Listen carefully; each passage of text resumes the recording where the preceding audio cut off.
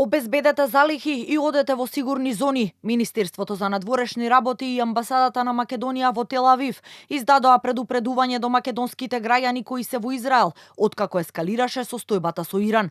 Министерството за надворешни работи апелира до сите македонски граѓани кои се наоѓаат на територијата на оваа земја, внимателно да ги следат официјалните национални портали за итни случаи и строго да постапуваат по безбедносните упатства од надлежните институции. Во исто време апелираме до сите наши граѓани да се воздржат од патување во земјата од овој регион додека не се стабилизира безбедносната состојба.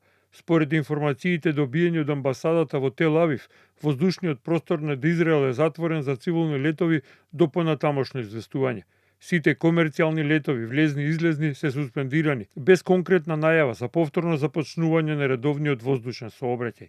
Министерството ги потсетува нашите граѓани дека доколку им е потребна помош, да ги контактираат овие телефонски броеви и електронска пошта.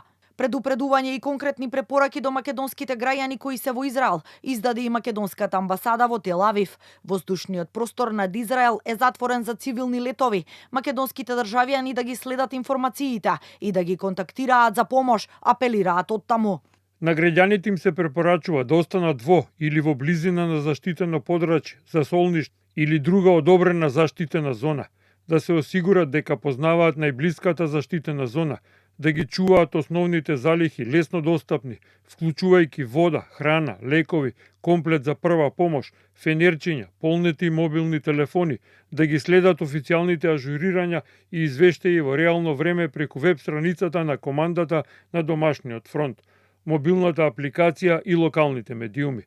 Веднаш треба да влезете во заштитените зони по приемот на известувањето, да се остане во темница се додека официјалните упатства не покажуваат дека е безбедно да се напушти. Препорачуваме внимателно да ги следите ажурирањата од авиокомпанијата и надлежните органи, се додава во апелот од македонската амбасада во Тел Авив.